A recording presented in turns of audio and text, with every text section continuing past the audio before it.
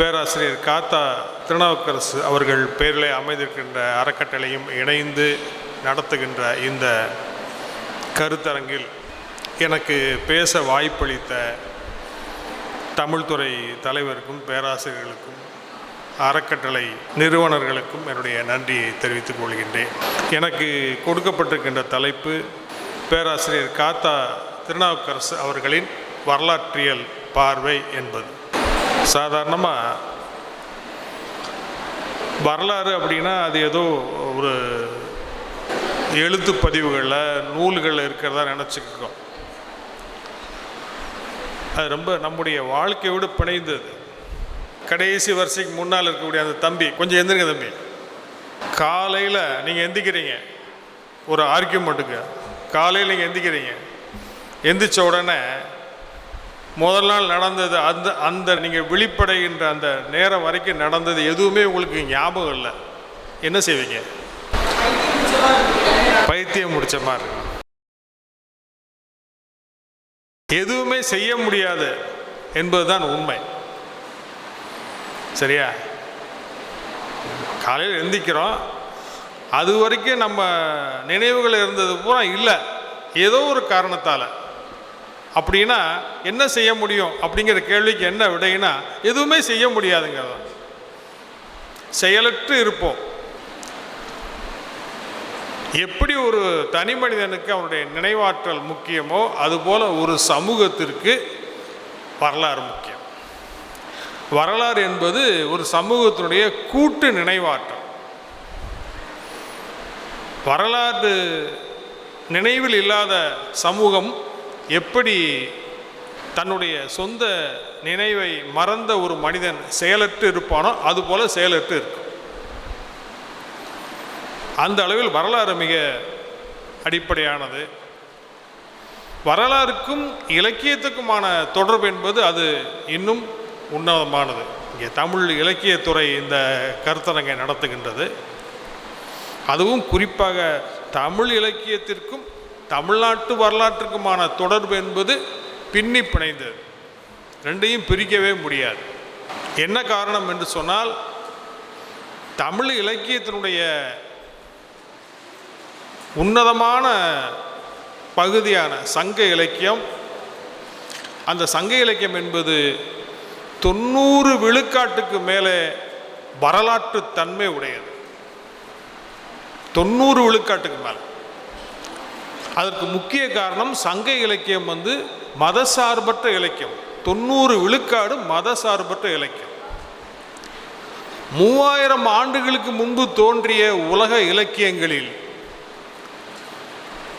90 விழுக்காடு மதசார்பற்ற இலக்கியம் ஒன்று உண்டு என்று சொன்னால் அது சங்க இலக்கியம் மட்டும்தான். கடவுளை பற்றியும் மதத்தை பற்றியும் தெய்வங்களை பற்றியும் செய்திகள் வரும். அதில் அப்படி போகிற போக்கில் வரும். முருகனை பற்றி, குற்றவையை பற்றி, சிவனை பற்றி, திருமாலை பற்றி, வேந்தனை பற்றி குறிப்புகள் வரும். வழிபாடு சடங்குகள் பற்றிய குறிப்புகள் வரும். ஆனால் 90% எதை பற்றி செய்திகள் சங்க இலக்கியத்தில் இருக்கிறது என்று சொன்னால், மனிதனுடைய திருமண வாழ்க்கை, காதல் வாழ்க்கை, அவன் செய்த வணிகம், அவன் பொருளீட்டு செல்வது, அவன் செய்த போர்கள், அவன் கொடுத்த கொடைகள், அவனுடைய அற வாழ்க்கை, அவன் இயற்கையை எப்படி பார்த்தான், இயற்கையோடு எப்படி இருந்தான், இயற்கையோடு இயற்கையாக வாழ்ந்தான் என்பதை பற்றிய செய்திகள் தான் 90 விழுக்காடு. எனவே மிகைப்படுத்தப்பட்ட செய்திகள், வானத்திலிருந்து ஒரு அவதாரம் வருது, அது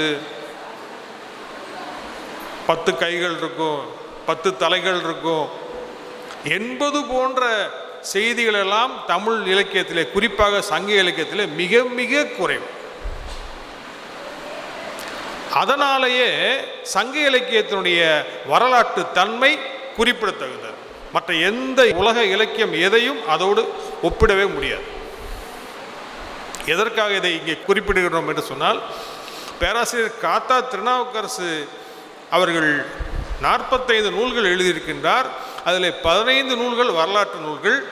அந்த வரலாற்று நூல்களை அவர் பெரும்பாலும் மொழியியல் சார்ந்தும் தமிழ் இலக்கியம் சார்ந்தும் தான் எழுதியிருக்கின்றார். ஓரளவுக்கு தொல்லியலை பயன்படுத்தி இருக்கின்றார். அவர் எடுத்துக்கொண்ட இலக்கியங்கள் பெரும்பாலும் சங்க இலக்கியங்கள். அதனுடைய நம்பகத்தன்மையை சொல்வதற்காகத்தான் இந்த விளக்கத்தை நாம் சொல்கின்றோம். ஒரே ஒரு எடுத்துக்காட்டு, உங்களுக்கெல்லாம் 18 நூலை பற்றி தெரியும். சேர மன்னர்களை பற்றிய நூல் 18 சேர மன்னர்களுடைய பரம்பரையை இமயவரமன், செங்குட்டுவன் என்று வரக்கூடிய அவருடைய பரம்பரை சொல்லியிருப்பார்கள். எந்த வரிசையிலே 18 இலக்கியத்திலே சேர மன்னருடைய பரம்பரை சொல்லப்பட்டிருக்கின்றதோ அதே வரிசையிலே கரூருக்கு பக்கத்தில் புகழூர் என்கிற இடத்தில் இருக்கக்கூடிய ஒரு கல்வெட்டு அப்படியே சொல்கின்றது. இந்த கல்வெட்டிற்கும் 18 எழுதிய ஆசிரியருக்கும் எந்த தொடர்பும் கிடையாது.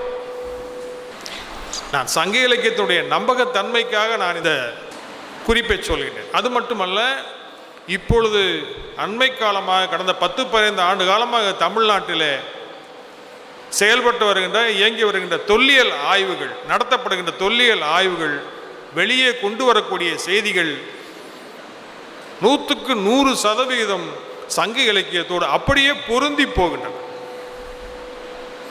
எனவே பேராசிரியர் காத்தா திருநாவுக்கரசு அவர்கள் மொழியையும் இலக்கியத்தையும் அடிப்படையாக கொண்டு அவருடைய வரலாற்று பார்வையை அமைத்து கொண்டிருப்பதை நாம் அவ்வளவு எளிதாக கடந்து போக முடியாது. பேராசிரியர் அவர்கள் வரலாறு என்பதை பற்றி அவருக்கு சில கருத்துக்கள் இருக்கின்றன. அதை அவர் வரிசைப்படுத்துகின்றார். வரலாறு என்பது என்ன அவர் குறிப்பிடுகின்றார். போர் வெறி, போர்க்களம் பற்றியது மட்டுமே வரலாறு அல்ல. அரசர்கள் அரசியலை பற்றியது மட்டுமே வரலாறு அல்ல. மன்னர்களும் குறுநில தலைவர்களும் சாதாரண வெகுஜனங்களை சுரண்டி கொள்ளையடித்தது மட்டுமே வரலாறு அல்ல. மன்னர்கள் அவர்களுடைய அந்தப்புறத்திலே பெண்களை படு மோசமாக நடத்தினார்களே, அது மட்டும் வரலாறு அல்ல. அவையெல்லாம் வரலாறாக பதிவு செய்யப்பட்டிருக்கின்றது. ஆனால் அவை எல்லாமே ஹிஸ்ட்ரி ஃப்ரம் அபவ், மேலிருந்து எழுதப்படுகின்ற வரலாறு. அதிகாரத்தின் கண் கொண்டு வரலாறை பார்ப்பது,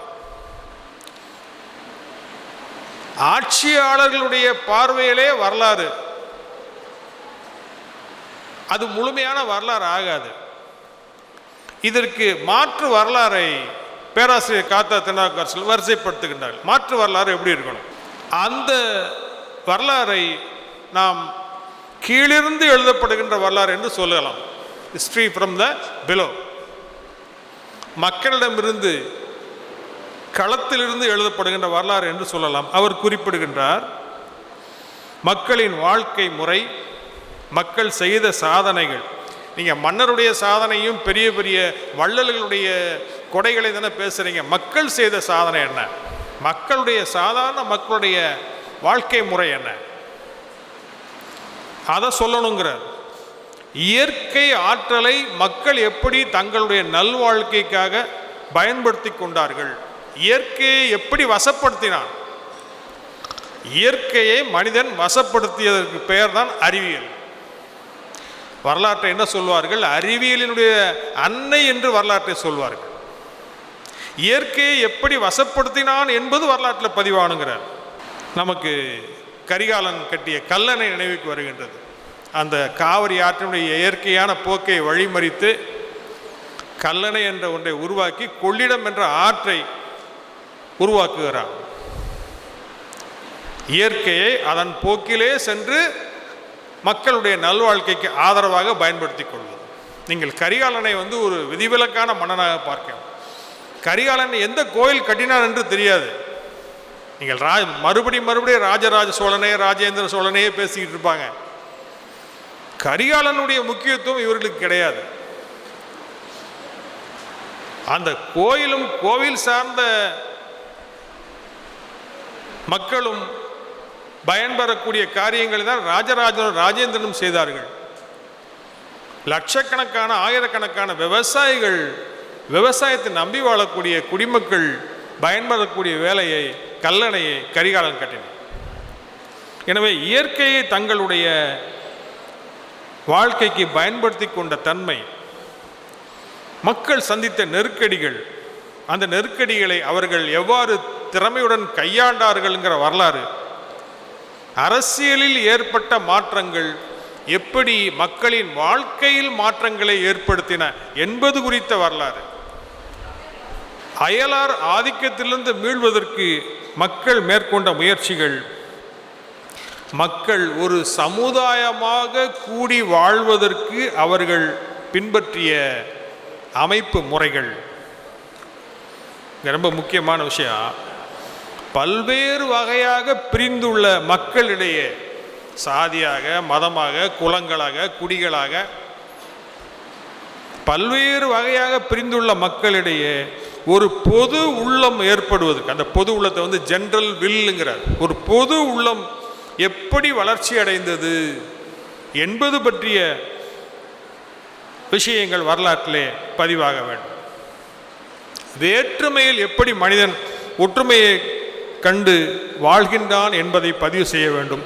இதெல்லாம் தான் வரலாறு என்று பேராசிரியர் காத்தா திருநாவுக்கரசு குறிப்பிடுகின்றார். இதில் இது வரலாறு எப்படி இருக்கணும்னு அவர் சொல்கிறாரு. இது சொல்லிட்டு அவர் அதுக்கடுத்து பல்வேறு வரலாற்று நூல்களில் அவர் என்ன வகையான வரலாறு பதிவாகணும் அப்படின்னு அவர் விரும்பி அந்த ஆய்வு பாதையில் செல்றாருன்னு சொன்னால், அவர் பல்வேறு வகையாக பிரிந்துள்ள மக்களிடையே ஒரு பொது உள்ளம் எப்படி வளர்ச்சி உற்றது என்பதை பதிவு செய்ய வேண்டும் சொல்றார் இல்லையா, அந்த பொது உள்ளத்தை அவர் தமிழன், திராவிடன் என்பதாக அவர் அடையாளம் காண்கிறார். அதுதான் காத்தா திருநாவுக்கரசு அவர்கள் வரலாற்றிலிருந்து எடுத்துக்கொள்கின்ற பொது உள்ளம். தமிழன், திராவிடன், இன்னொரு பக்கம் தமிழ், திராவிடம். இதுதான் அவர் தமிழ் நிலப்பரப்புக்குள்ள அவருடைய ஆய்வினுடைய பெரும்பகுதி, வரலாற்று ஆய்வினுடைய பெரும்பகுதி இதை மையமிட்டு தான் செல்கின்றது. அவர் குறுநில மன்னர்களை பற்றி எழுதியிருக்கிறாரு, திருக்குறளை பற்றி எழுதியிருக்கிறாரு, பல்வேறு விஷயங்களை பற்றி எழுதினாலும் அவருடைய வரலாற்று நூலிலே ஒரு 70 விழுக்காடு அவர் கவனம் செலுத்திய பகுதி எது என்று சொன்னால் தமிழன், திராவிடன், தமிழ், திராவிடம். இந்த கருத்தியலினுடைய தோற்றம், வளர்ச்சி, இதனுடைய பல்வேறு செயல்பாடுகளைத்தான் மையமிட்டதாகத்தான் அவருடைய வரலாற்று ஆய்வுகள் இருந்து வருகின்றன. இந்த அடிப்படையில் அவர் இந்திய வரலாற்றினுடைய பதிவுகளில் தமிழ்நாட்டுக்கும் தமிழ் இனத்திற்கும் உள்ள இடம் என்ன என்பதை ஒரு கேள்வியாக கேட்கிறார். அப்படி வரும்பொழுது அவர் சில விஷயங்களை வருத்தத்தோடு பேசுகின்றார். தமிழ் நிலம், மொழி, மக்கள் இவற்றுக்கு இந்திய வரலாற்றிலே பதிவாகி இருக்கக்கூடிய இடம் மிகவும் குறைவு. இந்திய வரலாற்றில் தமிழ்நாட்டுக்குரிய வரலாறு போதுமான அளவுக்கு பதிவாகவில்லை என்பதை சொல்லிவிட்டு, ஒரு 100-120 ஆண்டுகளுக்கு முன்பு மாபெரும் வரலாற்று அறிஞர் மனோன்மணியம் சுந்தரம் பிள்ளை அவர்கள், அவர் தமிழ் அறிஞர் மட்டுமல்ல, பெரிய வரலாற்று அறிஞர், ஹிஸ்டரி ஆஃப் திருஞான சம்பந்தருடைய வரலாறு அல்லது தமிழ் இலக்கியத்தினுடைய வரலாறு என்ற புத்தகத்தை எழுதியிருக்கிறார்.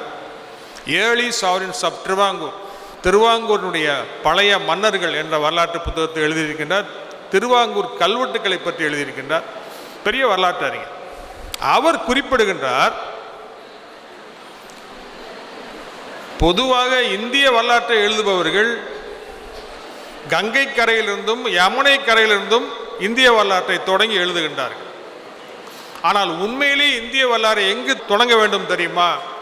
காவிரி கரையிலும் வைகை கரையிலும் தாமிரபரணி கரையிலும் இந்திய வரலாற்றை தொடங்க வேண்டும் என்று அவர் குறிப்பு எழுதுகின்றார்.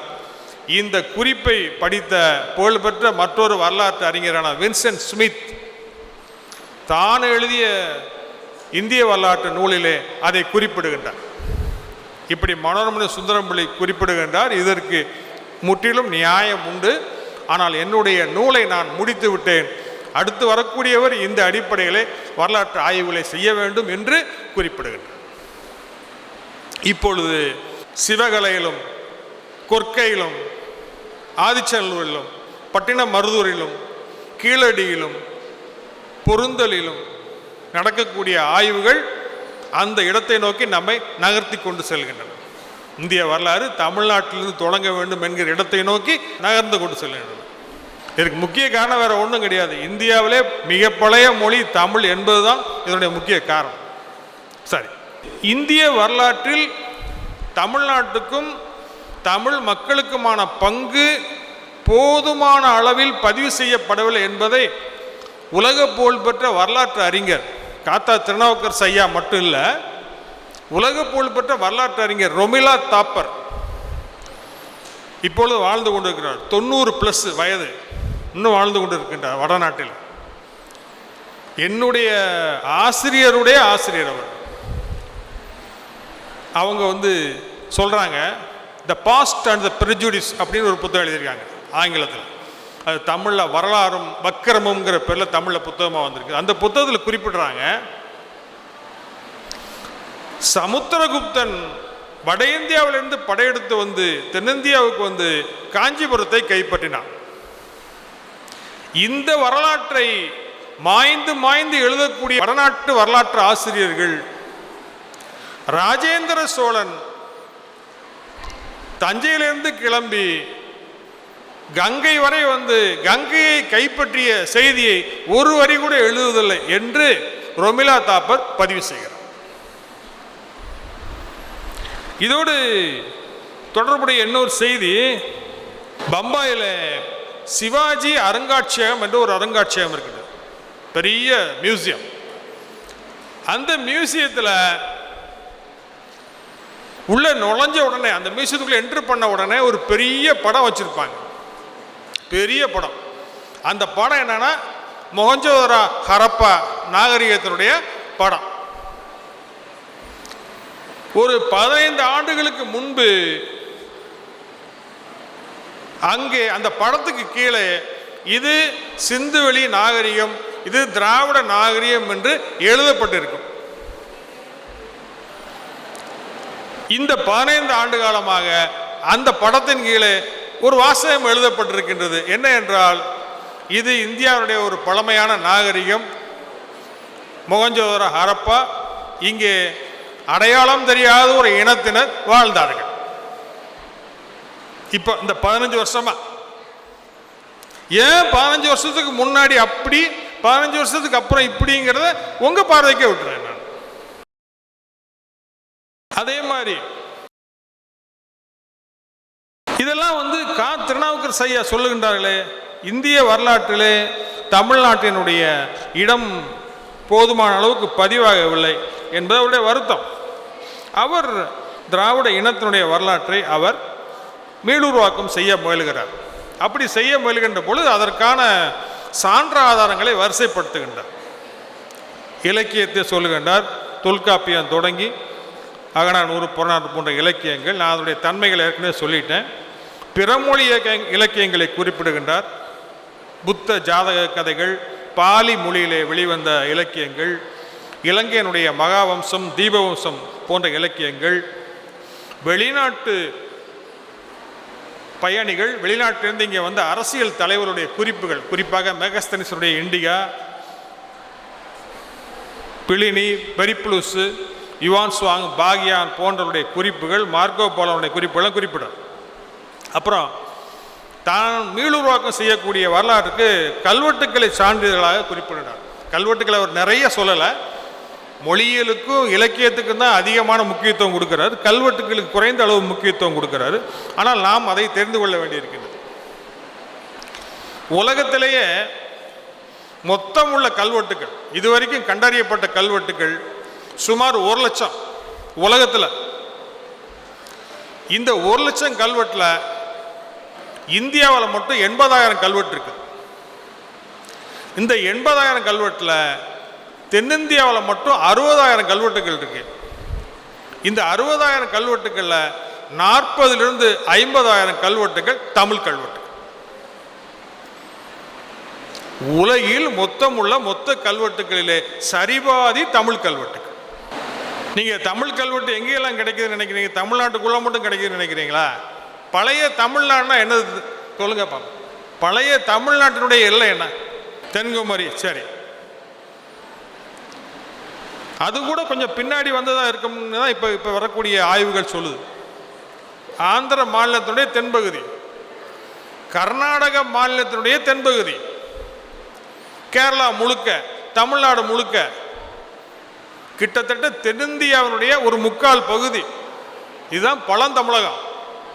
எதை வச்சு சார் அப்படி சொல்றீங்க அப்படின்னா, நான் சொல்லக்கூடிய இந்த வரைபடத்துக்குள்ள 1500 ஆண்டுகளுக்கு முற்பட்டு கிடைக்கக்கூடிய கல்வெட்டுகள் அத்தனையும் தமிழ் கல்வெட்டுகள் தான். தெலுங்கு மொழி கிபி 5ஆம் நூற்றாண்டுக்கு அப்புறம் தான் வருது. கன்னட மொழி கிபி 7-8க்கு அப்புறம் தான் வருது. மலையாள மொழி 10-11க்கு அப்புறம் தான் மலையாள மொழி வருது. அப்ப கிபி 5ஆம் நூற்றாண்டுக்கு முற்பட்டு நான் சொன்ன அந்த பகுதிகளுக்குள்ள கிடைக்கக்கூடிய கல்வெட்டுகள் அத்தனையும் தமிழ் கல்வெட்டு. நீங்க சங்க இலக்கியங்களை பாண்டிய நெடுஞ்செழிய மன்னனை எதிர்த்து 7 வேந்தர்கள் படையெடுத்து வந்தாங்கன்னு சொல்லுவார் மாங்குடி மருதனார். அதுல ஒரு வேந்தன் பேரு எருமை ஊரான், எருமை நாட்டு அரசன். அந்த எருமை நாடு எதுங்க? வெரி குட், எருமை நாடு. அப்படியே அது சான்ஸ்கிரிட்ல மைசூர். மகிஷம்னா எருமை தானே. இப்படிதான் நிறைய மாத்திருக்காங்க. நம்ம தமிழ் சொற்களை பூரா வடமொழி சொற்களா மாத்திருக்கிறாங்க. அது எங்க இருக்குது? பெங்களூர்ல இருந்து ஒரு 80 மைல் இருக்குது மேற்க. அது தமிழ் அரசனுங்கிற குறிப்பு வருது இல்லை. எனவே இதுதான் பழைய தமிழ்நாடு, சங்க இலக்கிய கால தமிழ்நாடு. இதில் கிடைக்கக்கூடிய கல்வெட்டுக்கள் தமிழினுடைய மிக பழைய எழுத்து எந்த வருஷம் தெரியுமா? தமிழ் மொழியில் கிடைக்கக்கூடிய மிக பழைய எழுத்து யாருக்கா தெரியுமா? கிமு 6. எங்க ரெஃபரன்ஸ் சொல்லுங்க பார்ப்போம். கீழடி. மகிழ்ச்சி, வெரி குட். அதுக்கு ஒரு நூற்றாண்டுக்கு முன்னாடி இலங்கையில் யாழ்ப்பாணம் பக்கத்தில் ஆனைக்கோட்டைங்கிற இடத்துல ஒரு முத்திரை கிடைக்குது, ஒரு உலோக முத்திரை. அதில் கோ என்கிற வார்த்தை பதிவாயிருக்கு. கோனா தலைவன் அர்த்தம். அதனுடைய காலம் கிமு 7ஆம் நூற்றாண்டு. கிமு அதனுடைய அதிகபட்ச எல்லை கிமு 8ங்கிறாங்க, அதனுடைய குறைந்தபட்ச எல்லை கிமு 6ங்கிறாங்க. ரெண்டுக்கும் இடையே கிமு 7ஆக ஃபிக்ஸ் பண்ணுறாங்க. கிமு 7. இந்த முத்திரையை கண்டுபிடித்தவரும் இந்த முத்திரைக்கு இந்த காலகட்டத்தை ஃபிக்ஸ் பண்ணவரும் யாருன்னா பேராசிரியர் கா இந்திரபாலான்னு பேர். அவர்கிட்ட என்ன அப்படி விசேஷம்னு கேட்டால், அவர் பிறப்பால் ஒரு சிங்களர், தமிழர் அல்ல. இப்படி ஒரு ஆய்வை அவர் வெளியிட்டார் என்கிற ஒரே காரணத்திற்காக அவரை இலங்கைக்குள்ளே வாழ விடவில்லை. இப்போ ஒரு ஆஸ்திரேலியாவில் இருக்கிறார். சரிங்களா? அதுக்கப்புறம் கீழடி, பொருந்தல், ஈரோடு பக்கம் பொருந்தல். கிமு 6ஆம் நூற்றாண்டை சேர்ந்த எழுத்துக்களே 2-3 இடத்துல தமிழ்நாட்டில் கிடைக்குது. இந்த கிமு 6ஆம் நூற்றாண்டில் தமிழ் எழுத்து கிடைக்குது அப்படிங்கிறதுல என்ன சிறப்பு? தமிழ் எழுத்தினுடைய காலம் கிமு 6ஆம் நூற்றாண்டு அப்படின்னு சொல்றோமே, அதை நம்ம பெருமையா சொல்றோமே, அதுல என்ன சிறப்பு பாப்பா? எந்தீங்க கொஞ்சம் இல்ல ஒரு சந்தேகம் கேட்கணும். சாகித்ய அகாடமின்னா என்னம்மா? இலக்கிய படைப்புகளுக்கான ஒரு அமைப்பு. மகிழ்ச்சி, சரியான விடைதான். மிக உயர்ந்த இலக்கிய படைப்புகளை வெளியிடுறவங்களுக்கு சாகித்ய அகாடமி விருது கொடுப்பாங்க. என்ன சொல்ல வர்றோம் அப்படின்னா, இந்த சாகித்ய அகாடமி பதிப்பகம் வெளியிடக்கூடிய புத்தகங்கள்ல 2 முன் உள்ளட்டை, பின் உள்ளட்டை, 2லையும் ஒரு படம் இருக்கும். தவறாமல் ஒரு படம் இருக்கும். அந்த படத்துக்கு கீழே ஒரு விளக்கம் கொடுத்துருப்பாங்க. என்ன விளக்கம்னா, அது என்ன படம் அப்படின்னு சொன்னா, புத்தர் பிறந்த அந்த நிகழ்வை ஒரு சிற்பமாக வைத்து, அந்த சிற்பத்துக்கு கீழே ஒரு நிமித்திகன், புத்தருடைய அரசவையினுடைய சுத்தோதனுடைய அவையில் இருக்கக்கூடிய நிமித்திகன் புத்தருடைய ஜாதகத்தை எழுதுவான். இதுதான் அந்த படம். அது குறிப்பும் கொடுத்துருப்பாங்க. புத்தர் பிறந்த கிமு 5 அல்லது 6ஆம் நூற்றாண்டு. புத்தர் பிறந்த 6ஆம் நூற்றாண்டு. புத்தருடைய பிறந்ததை, அவருடைய ஜாதகத்தை எழுதக்கூடிய அந்த சிற்பம் தான் அது. என்ன கீழே என்ன போட்டிருப்பான்னு சொன்னா, இந்த சிற்பம் தான் இந்தியாவிலே எழுத்தை குறிக்கக்கூடிய, எழுத்தை பற்றிய முதல் சிற்பம். அதில் குறிப்பிட்டிருப்பாங்க. தவறாம எல்லா உங்க நூலகத்துக்கு அங்கே போவே இல்லை, சாகித்ய அகாடமி புத்தகத்தை எடுத்து பாருங்க. இதுதான் இந்தியாவிலே எழுத்து பற்றிய முதல் பதிவுன்னு போட்டிருப்பான். அது என்ன எழுத்துன்னு தெரியாது. அது என்ன எழுத்துன்னு அவனை குறிப்பிட்டிருக்க மாட்டான். எழுத்தை பற்றிய, எழுதுவது என்பதை பற்றிய ஒரு சிற்பம். அந்த சிற்பத்தை படமாக போட்டு அதை பெருசா கொண்டாடுறாங்க. எழுத்தே கிடைக்குதுங்க அந்த நூற்றாண்டுல. எழுத்தே கிடைக்குது. அதுக்கு ஒரு நூற்றாண்டு முன்னாடியே கிடைக்குது. இன்னும் ஆதிச்சநல்லூர் வரும், இன்னும் பல இடங்கள் வரும், தோண்ட தோண்ட வரும்.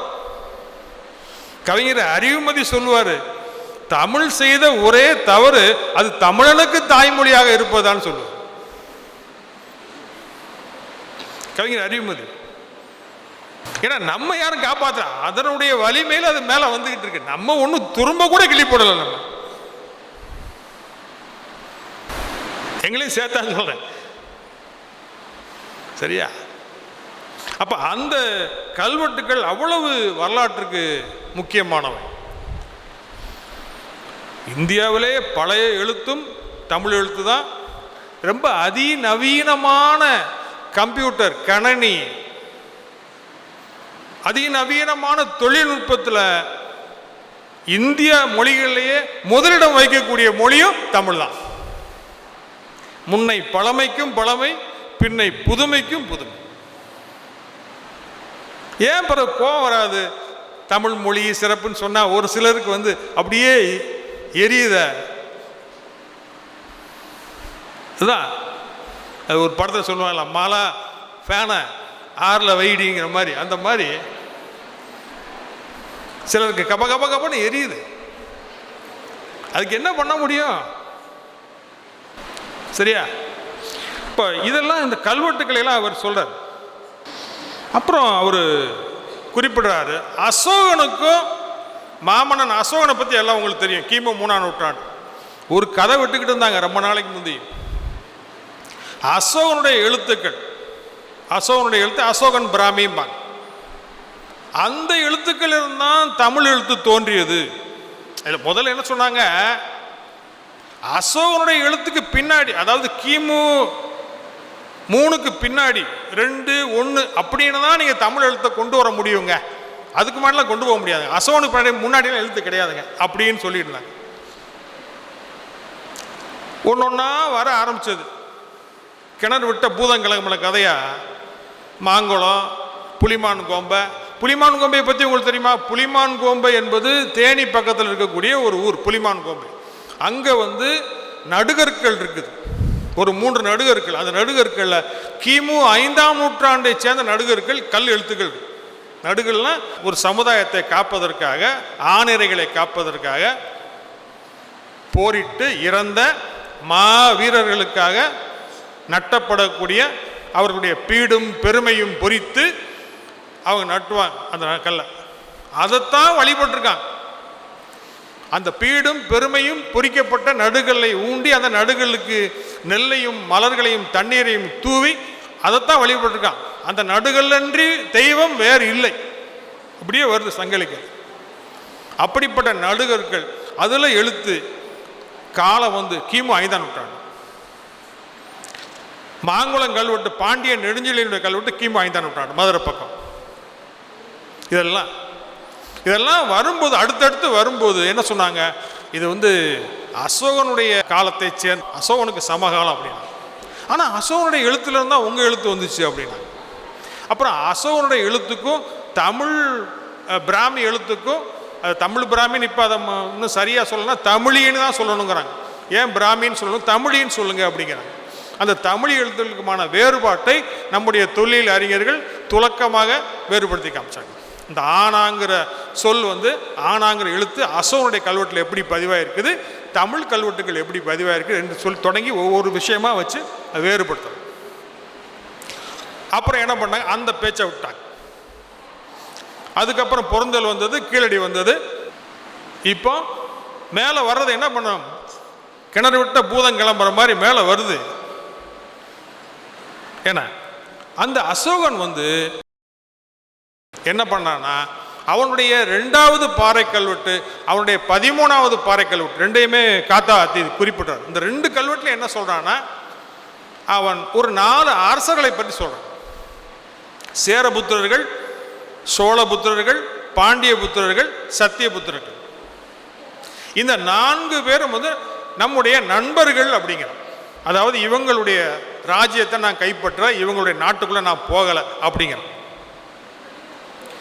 நீங்கள் அசோன்ல அதுக்கு முன்னாடி இருந்த ஆங்கிலேயர் ஆட்சியை தவிர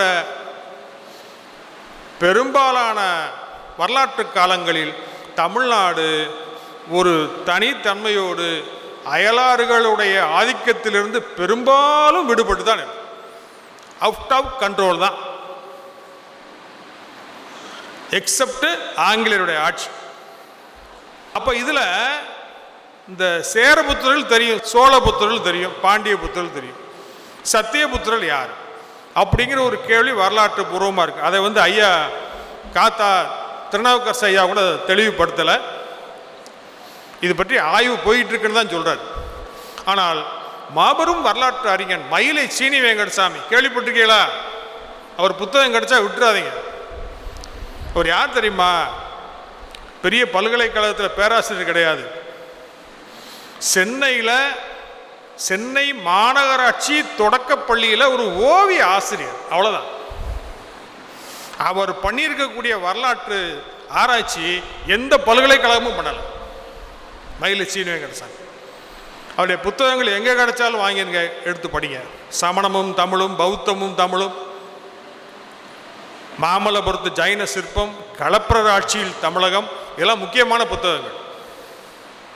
அவர் யூகமாக சொல்றார். அசோகனுடைய இந்த கல்வெட்டை பார்த்துட்டு மயிலை சீனி வெங்கடசாமி சொல்றாரு, இதில் இந்த சத்தியபுத்திரன்னா யாருங்கன்னு ஒரு கேள்வியை கேட்டுட்டு, இந்த அரசன் ஒருவேளை அதியமானாக இருக்கலாம் என்று சொல்கிறார். சொல்லிட்டு போயிட்டார். அவர் 40களில் 50களில் சொல்லிட்டு போயிட்டார். 80களில் செல்வராஜன் ஒரு பையன், உங்களை மாதிரி கல்லூரி பையன், அவன் தமிழக தொல்லியல் துறையில் கல்வெட்டு பயிற்சி எடுத்த பையன். அந்த பையன் அப்படியே வந்து அவர் தருமபுரிக்கார பையன். தருமபுரி பக்கத்தில் ஜம்பைன்னு ஒரு மலை இருக்குது. அந்த மலையில் அப்படியே கலாய்வு பண்ணுறாரு. உள்ளே ஒரு குகை, இயற்கையான குகை இருக்குது. போய் பார்த்தா வந்து அதில் சமணர் படுகைகள், திருநெல்வேலி அவங்களுக்கு சமண பள்ளிகள், சமணர் படுகைகள் இருக்குது. அதில் இன்னும் கூர்மையாக பார்க்குறான், ஒரு கல்வெட்டு இருக்குது. அதை வாசிக்கிறான். கல்வெட்டு பயிற்சி இருக்கிறதுனால வாசிக்கிறான். சதிய புதோ அதியமான் நெடுமான் அஞ்சு ஈத்த பாடி. சத்தியபுத்திரனான அதியமான் நெடுமான் அஞ்சு இந்த பாலியை, இந்த பள்ளி சமணர்களுக்கு, முனிவர்களுக்கு இந்த பள்ளியை அமைத்து கொடுத்தானுங்கிற குறிப்பு இருக்கு. அசோகனுடைய கல்வெட்டுக்கு சதியபுதோ யாரு, சத்தியபுத்திரர் யாருங்க என்பதற்கான விடை 80ல் ஒரு உங்களை போன்ற ஒரு வரலாற்று மாணவன், தமிழ் ஆய்வு மாணவன் கண்டுபிடிக்கிறார். சரியா? அப்போ இதெல்லாம் வந்து அவர் சொல்லி செல்லக்கூடிய சில முக்கியமான வரலாற்று விஷயங்கள். அப்புறம் வந்து அவர் பார்க்கக்கூடிய பொது உள்ளம், ஜெனரல் வில், தமிழ் திராவிடம், தமிழர் திராவிடர் என்பதாக அமைந்தது என்று நான் சொன்னேன். இப்போ அதை விளக்குறார். இப்போ ஒரு பெரிய கரண்ட் இஷ்யூ ஒன்று ஓடிக்கிட்டு கடந்த 2-3 வருஷமாக, பொருளே இல்லாமல், அர்த்தமே இல்லாமல். அது என்ன விஷயம் சொல்ல? என்ன இஷ்யூ? தமிழ் வேற, திராவிடம் வேற அப்படின்னு ஒரு அர்த்தமே இல்லாத ஒரு வாதம் ஓடிக்கிட்டு. சரியா? அதுக்கு வந்து அவரை விளக்கம் கொடுக்குறார். தமிழ் என்பதும் திராவிடம் என்பதும் ஒன்று தான். தமிழினுடைய ஒரு வடிவம் தான் திராவிடம் அப்படிங்கிறார். இதற்கு மேற்கோள் காட்டும்போது அவர் தேவனைய பாவாணரை மேற்கோள் காட்டுகிறார். தேவனைய பாவாணர் தமிழ் என்பதே திராவிடமாகின்னு சொல்லிட்டு சொல்லி எந்த முறையில் இது நடந்தது என்று சொல்வார்னா தமிழ், தமிழ, திரமிழ, திராவிட என்று ஆகியதும். எப்படி தமிழில் பவளம் என்ற சொல் வடமொழியில் பிரபலம் என்று சொல்லுகிறோமோ அதே மாதிரி தமிழ் என்ற சொல் திராவிடம் என்று ஆகியதுன்னு சொல்றார். இதே கருத்தை பேரறிஞர் அம்பேத்கர் சொல்றார். தமிழ்தான் திராவிடம் என்று பேரறிஞர் அம்பேத்கர் சொல்றார். இந்த புத்தகத்தை பார்த்துருக்கீங்களா? அம்பேத்கருடைய தமிழ் தொகுப்பு 34 தொகுதி வந்துச்சு ஒரு 20 வருஷத்துக்கு முன்னாடி. இப்போ தமிழ்நாடு அரசு மறுபடியும் போடுது. ஒரு தொகுதி 100 ரூபா, 10 தொகுதி முதல் 10 தொகுதி வந்துருச்சு. 1000 ரூபா தாங்க. முடிஞ்சால் வாங்க, அல்ல நூலகங்களை பாருங்க. 14வது தொகுதி, அம்பேத்கருடைய 14வது தொகுதியில் அவர் சொல்றாரு, தமிழ் என்னும் மூலச்சொல் முதலில் சமஸ்கிருதத்தில் இடம்பெற்ற போது தமிழா என்று உச்சரிக்கப்பட்டது. பின்னர் தமிழா ஆகி முடிவில் திராவிடா என்று உருத்தெரிந்தது அப்படிங்கிறார். நாம் ஞாபகத்திற்கு கொள்ள வேண்டிய ஒரு விஷயம், தமிழ் அல்லது திராவிடம் என்பது தென்னிந்தியாவின் மொழியாக மட்டும் இருக்கவில்லை. மாறாக அது ஆரியர்கள் வருவதற்கு முன்பு இந்தியா முழுவதன் மொழியாகவும் இருந்தது. காஷ்மீர் முதல் கன்னியாகுமரி வரை பேசப்பட்டு வந்தது. அம்பேத்கருடைய தொகுதி 14 பக்கம் 95, 94, 95. அவர் அது மட்டும் இல்லை, இந்த மொழியை பேசுபவர்கள் யாருன்னு கேட்கும்போது நாகர்கள் பேசினார்கள் சொல்றார். அப்புறம் அவர் சொல்றாரு, இந்த நாகர்களும் திராவிடர்களும் அசுரர்களும் தாசியுக்களும் ஒரே இனத்தவர்கள் தான் அப்படிங்கிறார். நாகர்கள், அசுரர்கள், திராவிடர்கள், தாசியுக்கள் எல்லாம் ஒரே இனத்தவர்கள்ங்கிறார்.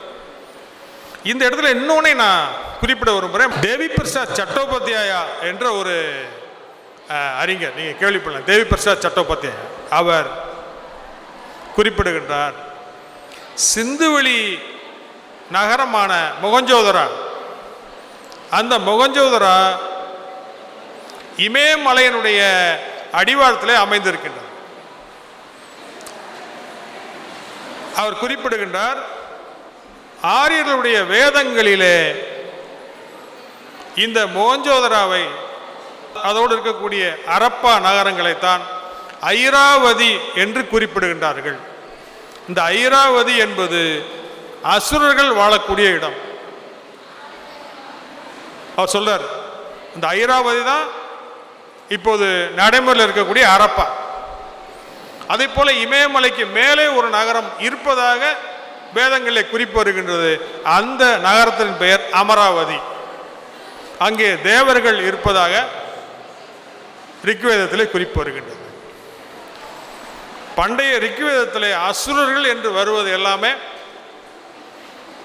பூர்வீக குடிகளான தமிழர்களை, திராவிடர்களைத்தான் என்று தேவி பிரசாத் சட்டோபாத்யாயா குறிப்பிடுகின்றார். இதே போல இந்த தமிழ் என்ற இந்த சொல் எப்படி திராவிடமாக மாறியது என்பதை பற்றி தேவனைய பாவாணரும் அம்பேத்கரும் குறிப்பிட்டிருக்கின்றார்களோ, இதை சில வரலாற்று சான்றுகள் மூலமாக நான் சொல்ல விரும்புகின்றேன். எப்படி சொல்றாங்க? தமிழ், தமிழ, திரமிழ, திராவிட. இதே முறையில் இந்தியா முழுக்க இருக்கக்கூடிய சில கல்வெட்டுக்கள், பழைய இலக்கியங்களில் எப்படி இந்த முறை அமைந்திருக்குங்கிறத மட்டும் கொஞ்சம் பாருங்க. கிமு 3-4 நூற்றாண்டில் தோன்றிய ஒரு சமண நூல், சாம வயங்க சுத்தங்கிற சமண நூல். அந்த நூலில் தமிழை, இந்தியா முழுவதும் இருக்கக்கூடிய மொழிகளை பற்றி குறிப்பிடுகின்றார்கள். அதில் தமிழை குறிப்பிடுகின்ற பொழுது தமிழ என்று குறிப்பிடுகிறார்கள். அதற்கு பிறகு கிமு 2 அல்லது 1 காலகட்டத்தில் ஒரிசா, பழைய பேர் கலிங்க, அந்த ஒரிசாவில் ஆண்ட மன்னன் காரவேலன், அவனுடைய ஒரு கல்வெட்டு அதிகும்பா கல்வெட்டுன்னு பேர். புவனேஸ்வரத்துக்கு பக்கத்தில் இருக்க அதிகும்பா, அதிகும்பானா யானை படுத்திருப்பது போல உள்ள ஒரு மலை, அந்த மலையில் அமைந்திருக்கக்கூடிய கல்வெட்டு, பெரிய கல்வெட்டு. அந்த கல்வெட்டில் அவன் சொல்கிறான், காரவேலன் சொல்கிறான், 113 ஆண்டு காலமாக ஒரு தமிழ் மன்னர்களின் கூட்டணி, நீங்கள் ஒரிசா எங்கே இருக்குன்னு பாருங்க, 113 ஆண்டு காலமாக ஒரு தமிழ் மன்னர்களின் கூட்டணி தங்களுடைய அரச வம்சத்தை அச்சுறுத்தி வந்தது என்று குறிப்பிடுகின்றார். அந்த அச்சுறுத்தலை நான் தான் முறியடித்ததாகவும் குறிப்பிடுகின்றான். இப்படி சொல்லும்போது இந்த தமிழ் மன்னர்களின் கூட்டணின்னு அவன் பதிவு பண்ணும்போது அதுக்கு அவன் பயன்படுத்துகின்ற வார்த்தை திரமிழ தேக சங்காத்த என்ற வார்த்தையை பயன்படுத்துகின்றான். தமிழ திரமிழமாகுது. அடுத்து கிபி 3ஆம் நூற்றாண்டு அல்லது 4ஆம் நூற்றாண்டில் வெளிவந்த ஒரு பௌத்த நூல் லலித விஸ்தாரம் என்பது. அந்த பௌத்த நூலிலே இந்தியா முழுவதும் உள்ள மொழிகளை பற்றி சொல்லுகின்ற பொழுது தமிழை குறிக்கக்கூடிய வார்த்தையாக திராவிடி என்கிற வார்த்தையை பயன்படுத்தினார். பிறகு மதுரையில் கிபி 420 ஒரு தமிழ் சங்கம் இருந்தது. வச்சிரநந்தி என்ற ஒரு முனிவர், சமண முனிவர் அதை நடத்தினார். அந்த தமிழ் சங்கத்துக்கு பேர் திரமிழ சங்கம் அல்லது திராவிட சங்கம். இப்படி அந்த தமிழ் எப்படி திரமிழ திராவிடன்னு உருவாச்சு என்பதற்கான வரலாற்று சான்றுகள் இது. இது காத்தா திருநாவுக்கரசனுடைய வாதங்களை அரண் செய்கின்றது. இது அவர் குறிப்பிடலை, அவருடைய வாதத்துக்கு இப்போ நாம சொல்றது. அடுத்து திராவிட இனம் எப்படி தோன்றியது, தமிழினம் திராவிட இனம் ரெண்டுமே ஒண்ணுதாங்கிறாரு. அது எப்படி தோன்றியதுன்னு சொன்னா பல்வேறு காரணங்களை சொல்லுகின்றார்கள், பல்வேறு விளக்கங்களை கொடுக்கின்றார்கள். போப் கால்டுவெல் அவர்களும் ஆங்கில ஆய்வாளர் எய்மன் டர்ப் என்பவரும் என்ன சொல்றாங்கன்னா, அந்த திராவிடர்கள் மத்திய தரைக்கடல் பகுதிகளை உருவாகி அப்படியே இந்தியாவுக்குள்ள வந்தவர்கள் சொல்றாங்க. ஆனால் காத்தா திருநாவுக்கரசு அந்த கருத்தை மறுக்கின்றார். அவர் மறுப்பதற்கு அப்போது போதுமான ஆதாரங்கள் கிடைக்கவில்லை. அப்படி இருக்க இயலாது, அவர்கள் பூர்வீகமாகவே தமிழ்நாட்டில் தான் இருந்திருக்க வேண்டும் என்று சொல்லுகின்றார். அதை இப்போது வெளிவந்திருக்கக்கூடிய சில ஆய்வுகள், உதாரணமாக ஹார்வர்ட் பல்கலைக்கழகத்தில் 2017ஆம் ஆண்டு பேராசிரியர் மார்டின் ரிச்சர்ட் என்பவருடைய ஆய்வு, அவர்கள் திராவிடர் மரபணு ஆய்வு, திராவிடர்கள் பூர்வீக குடிகள் என்பதை நிறுவியிருக்கின்றது.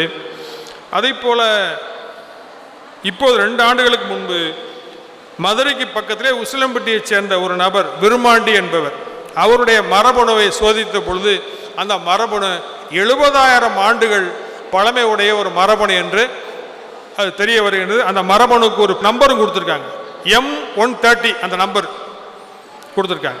அது காத்தா திருநாவுக்கரசுடைய ஆய்வுகளை வலு சேர்க்கின்றது. அவருக்கு அப்போ அந்த ஆதாரங்கள் கிடைக்கல. இப்படியாக அவருடைய வரலாற்று ஆய்வுகள் பல்வேறு விஷயங்களை அவர் தொட்டு சென்றாலும் தமிழர் திராவிடம் என்கிற அந்த அடையாளங்களுக்குள்ளே அந்த அடையாளங்களை வலுப்படுத்துகின்ற வரலாறாகத்தான் அவருடைய வரலாற்று பதிவுகள் இருக்கின்றன என்பதை பதிவு செய்து இந்த வாய்ப்பை கொடுத்த தமிழ்துறைக்கும் தமிழ்துறை பேராசிரியர்களுக்கும் துறை தலைவருக்கும் கல்லூரி முதல்வர் அவர்களுக்கும் என்னுடைய நன்றியை தெரிவித்துக் கொண்டு அமைகின்ற. நன்றி.